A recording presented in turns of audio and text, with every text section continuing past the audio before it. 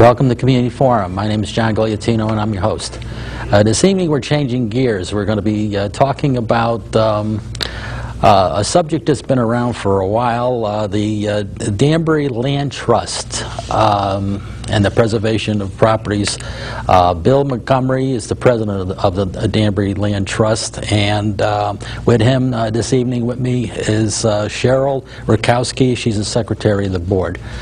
We have a very interesting program planned, and welcome to the show.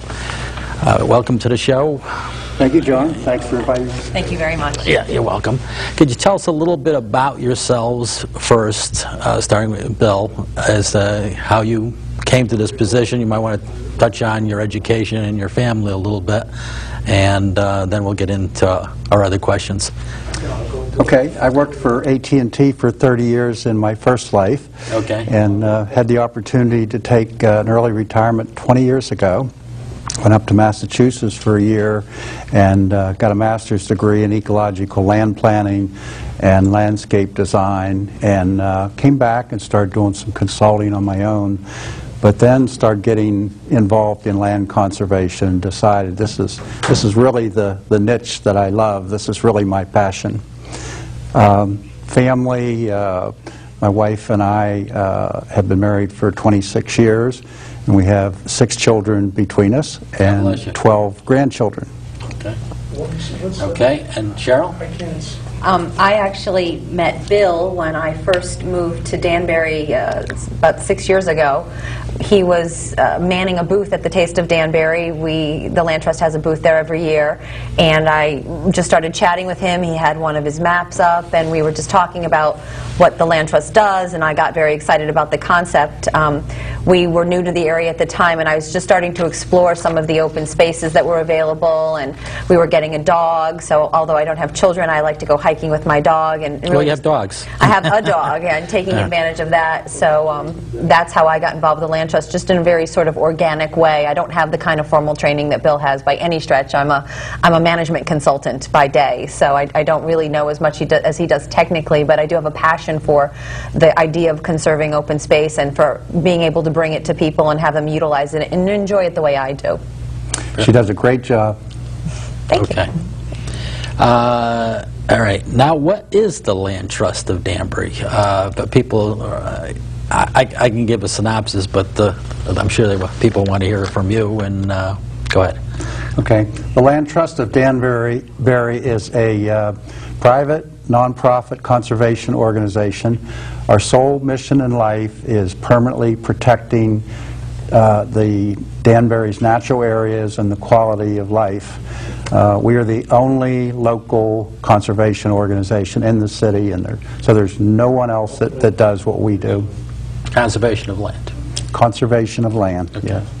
Years ago I was involved in preservation of buildings, but that organization is defunct, the Danbury Preservation Trust. So it's the same general idea, except for land. Very similar technique. Right. Yeah. Okay. And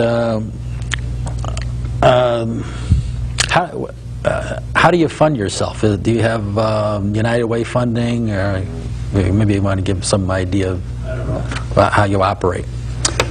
Most of our funding has come from memberships, and you're a member, and right. We greatly appreciate it.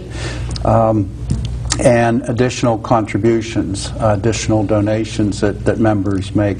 In recent years, we've gotten some very nice grants, and this past year, we had the first real fundraiser in our 38-year history, and Cheryl was very much involved in that, so right. Maybe I'll let her tell a little bit about that.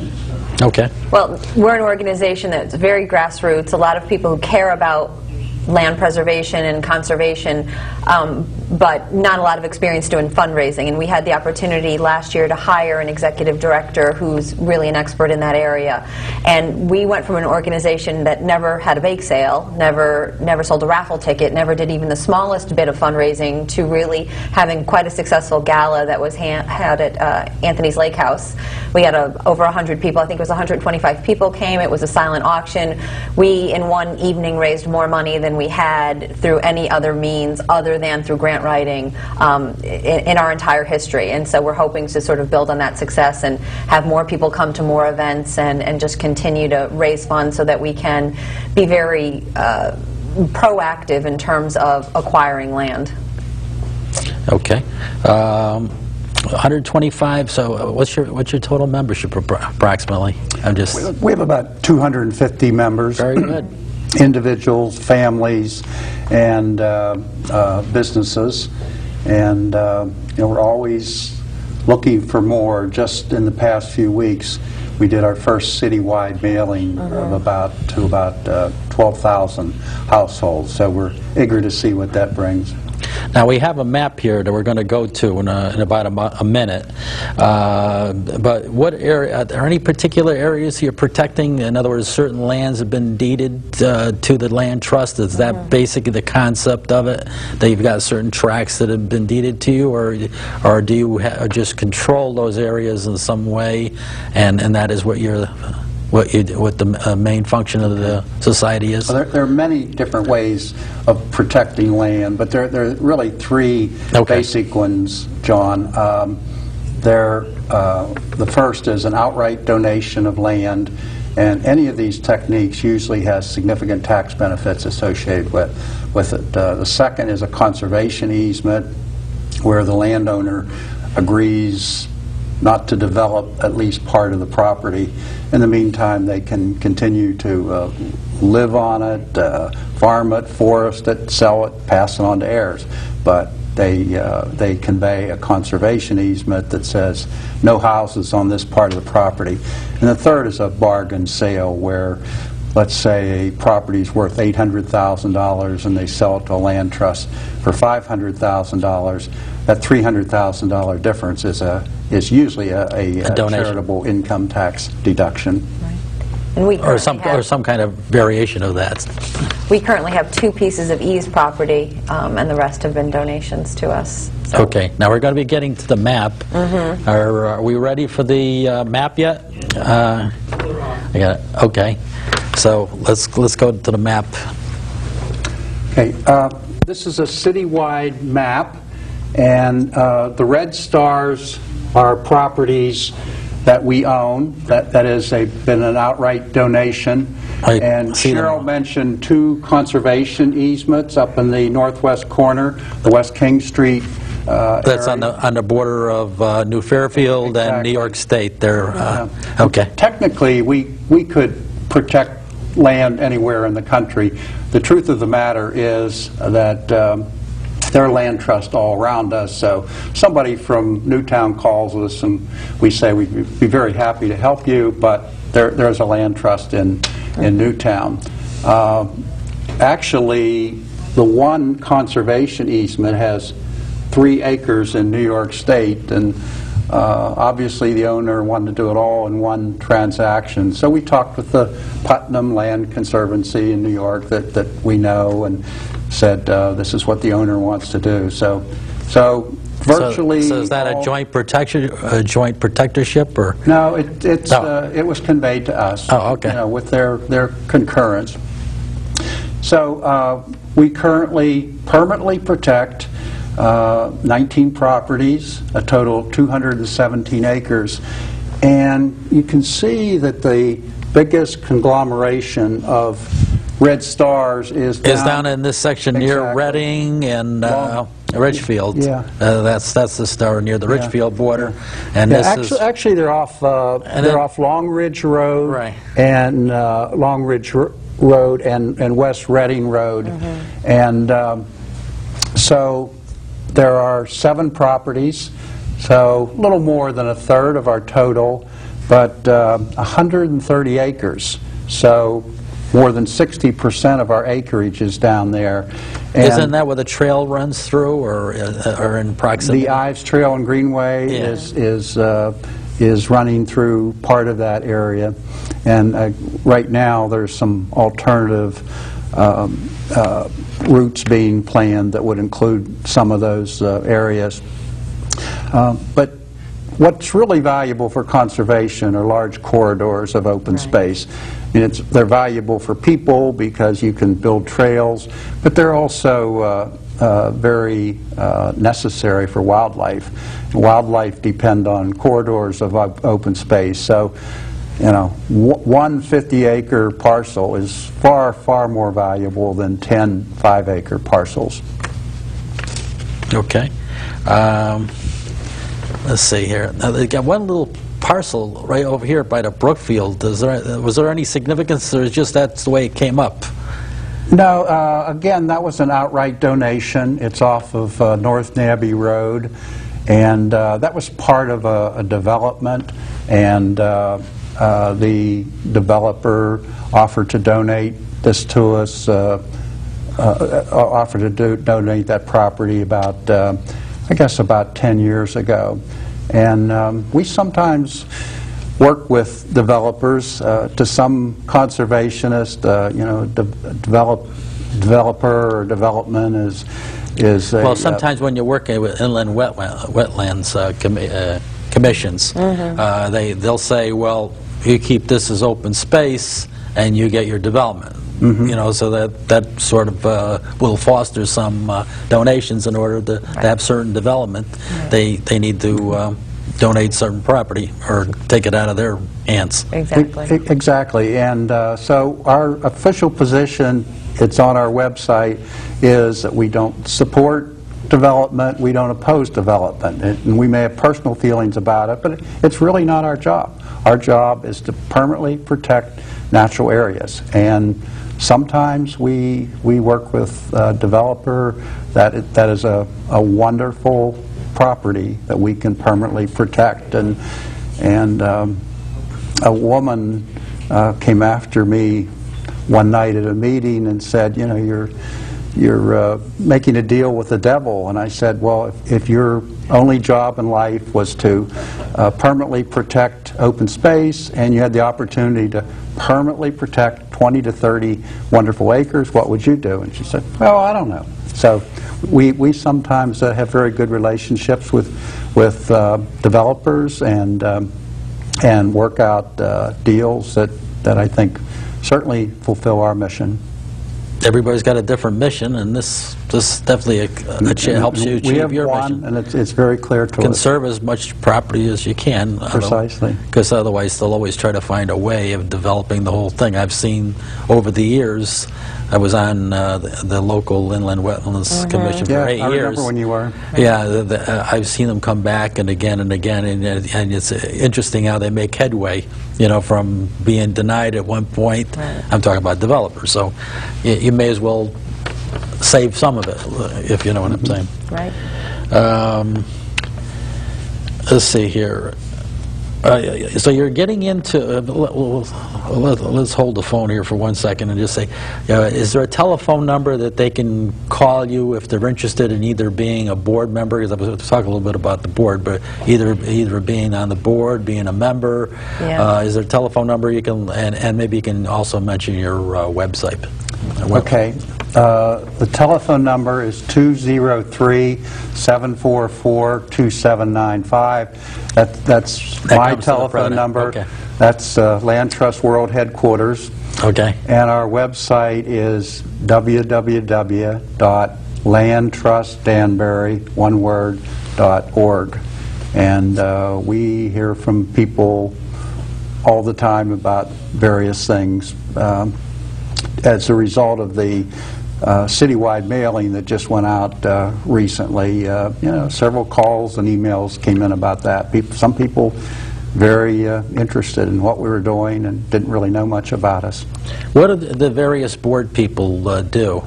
Is there anybody? I know you're the secretary. There's a president. Is there a vice president? Right. What do they do? Like when you did the fundraiser, did they work on the fundraiser? Maybe describe some of the things that they do. We have 4 officers: president, vice president, secretary, treasurer, and currently we have 10 members on our board. And as Cheryl mentioned, we now have a part-time executive director, Sharon Donosky, who has a lot of experience in fundraising and board building and grant writing, and she's been a great help to us. We also have 6 committees and a board member chairs each one of those committees. And each board member serves on at least one committee. So currently, Cheryl is the co-chair of the Land Management Committee, and she has been for the past few years the chairman of our Community Relations Committee, too. Right. Okay. And could you tell us a little bit about your fundraising activities? I know you mentioned the gala. Are you thinking of expanding, doing a more expansive work, Cheryl? We are actually.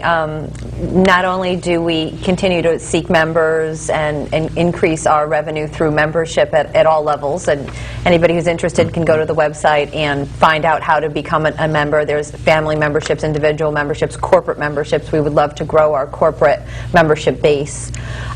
We are planning some more events. In fact, one of our eased properties, the gentleman who lives there has a lovely barn, and just the other day, in my capacity as co-chair of the Land Management Committee, we were walking the property. We have to do that every year.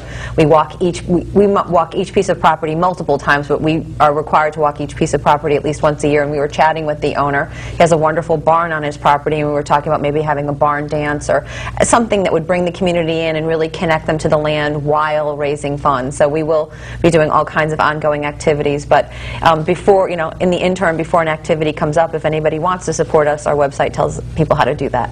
Okay, very good.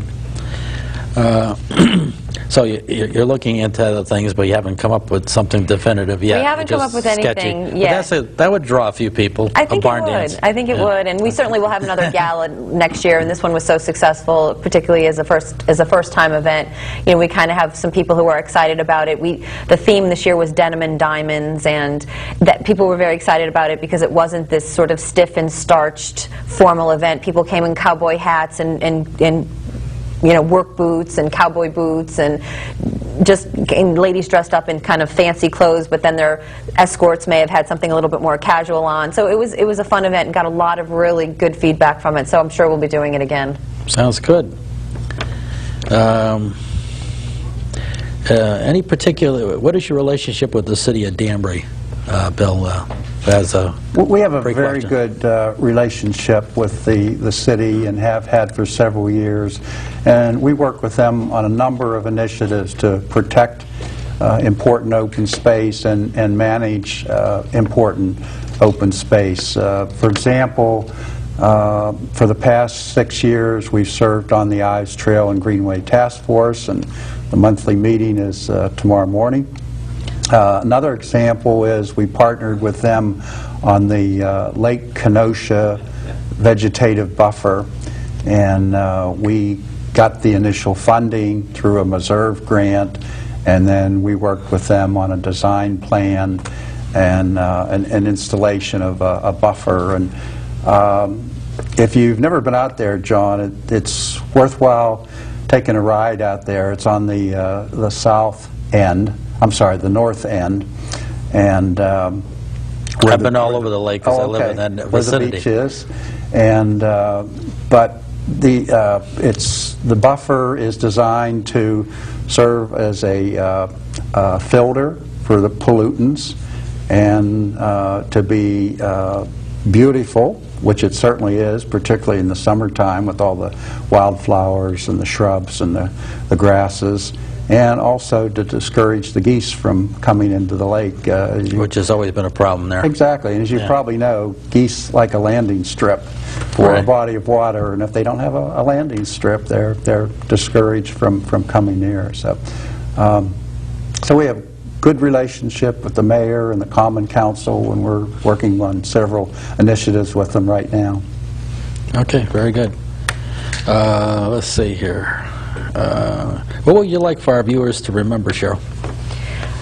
I'd love them to remember that we exist, that we are the only land conservation nonprofit organization in Danbury that's local and specifically focused on conserving land in Danbury, that even if they don't have a large piece of land or a small piece of land to conserve, there is a way to support the process, either by becoming a member or by volunteering time or by telling people that we are around and going to our website and learning about the activities we have. In fact, if people are interested, we have our annual meeting coming up on Monday, February 8th at 5 p.m., also at Anthony's Lake House, and it's a very short business presentation, and then we're going to have a wonderful speaker named Dan Benna, who is the Director of Sustainability for Pepsi, and he's going to come on in and talk about how corporations do sustainability and how you can kind of transfer that to a local effort as well. So there's any number of ways people can get involved, and goodness knows if people have, 50 acres that they're sitting on and they're not currently using it, we'd love to conserve it for them. But if what they can do is become a member, an individual member, we'd love that too. Maybe at this juncture, let's mention the telephone number and the website again. The telephone number is 203-744-2795. And the website is www.landtrustdanbury.org. And let's run over what an owner needs to do, or what possible ways one more time for those that were asleep or getting something, and maybe you can I can ask a follow-up question, because I think I might have dozed off before myself. The three primary ways of conserving land are outright donation, conservation easement, where the owner still owns the land but agrees to limit the use, and a bargain sale, where the land is sold at a reduced price, and all of these generally have significant tax benefits. Why would an owner want to do this? Some of them have lived on the land for a long time, and well, the estate have tax, grown to love it. I'm sorry? The estate tax is going to change in about a year. This year you're going to be fine. If you die this year, there's no estate tax. But coming in 2011, it might revert to that $650 or who knows what. They may make it $1 million. So if you're worth $5 million, you might want to lighten up on what you have. That's an excellent point, John. That's a moving target, and but there are also property taxes and federal income tax that get into the equation. Right. So there are individuals, families that have lived on the land for many years and really want to see it protected. And one of the things we do is advise landowners, individuals, families, and businesses on alternative strategies for protecting land, for conserving land. Do you have certain lawyers that you work with, or do you usually work with their own professional people? Yeah, we do have an attorney that does our work, but when we're working with a landowner, and we're always working with a number of different landowners, we're very proactive in contacting landowners, and we've just gone through a process of identifying some of the parcels in Danbury that are most desirable for conservation. But we always advise a landowner to consult with their own attorney and financial planner, because our attorney represents us, and they need some people to represent them. Now, is there a particular characteristic that land needs to have, or will you, like down here in this part of the map that we identified before, even consider 2 acres or something? Because we're mentioning several times, we mentioned 50 acres, 25 acres. I know you're looking for the larger parcels. But if someone says, geez, nobody really wants it, we'd like to conserve it as it is, there's a house on the front, but it'd be nice just to, it might be 2 acres of land, or 3 acres of land. Or do you answer that? Or do you throw that? She's the co-chair of the Land Management Committee. Or do you throw that fish back in? No, I mean, I would encourage anyone who thinks they might like to conserve a piece of property to contact us. You mentioned the area on the Reading border. Yeah. What we're looking for is contiguous pieces of property, but you can build a really nice contiguous stretch of property by cobbling together 2 acres here and 1 acre there, and so forth and so on. So particularly where we already have existing property, we would love to be able to add, 1 acre or 2 or 3 or more in those areas. So that is highly desirable, and some small pieces of property, even independently of themselves, have value as either because of habitat or because of their ability to have wetlands on them. So even though they may be independent, they may be valuable in and of themselves. The most desirable, however, is to take those small pieces and hope that they can become contiguous to the larger pieces and then keep tacking them on from there. So by all means. It's easier to handle as a mass if you have them all together. It's easier to handle them, and it provides more benefit in the ways that Bill had mentioned previously, either to put on trails where people can enjoy it as a hiking experience or you know, passive recreation experience, and for wildlife to really ensure sort of a nice habitat area for whatever the animals may be in the area. So the larger the landmass, the better it is environmentally. Right. So if you have something like this and you put a trail, is there a tax on any of this land once it's in the trust, or because it's you know, you're trying to preserve it, there isn't any tax, right? Or is it a reduced tax? We are tax exempt, John. And you know how the grand list works in Danbury a lot better than I do, and so sometimes when we get a donation, for example, the donor should pick up the taxes, but sometimes there's a residual that we pick up. But the short answer is we're tax exempt. Tax exempt. Once it's definitely in your hands and you've gotten over that in-between transition period, then you don't pay tax. That comes off the... And that goes a long way in developing, let's say, another trail across the middle here, where I see there's 4 properties, but there's a distance in between. So it's possible you can have a second trail as opposed to what you have down below here. Right. So I guess anybody living in the Reading area of the city would be a candidate, as long as they're in proximity to those roads, Long Ridge Road in that area. And you got a couple of properties here, I guess not too far. Is that the Danbury Fair Mall? Those are fairly small properties. Okay. One is off of Old Mill Plain Road. Right. And or Old Mill Road, I'm sorry, Oil Mill Road. Oil Mill Road. And the other is Oeata Place. So they're fairly small parcels. Well, they're giving me the high sign there. Believe it or not, we're out of time. Okay. So I want to thank you for coming. John. Thank you very much for inviting me. Yeah, you're welcome. I want to thank the viewers for tuning in the Community Forum. Tune in next week, same time, same station. I'm sure we'll have another interesting program. Good night for now, and we'll see you then. Great. You can keep talking. Okay.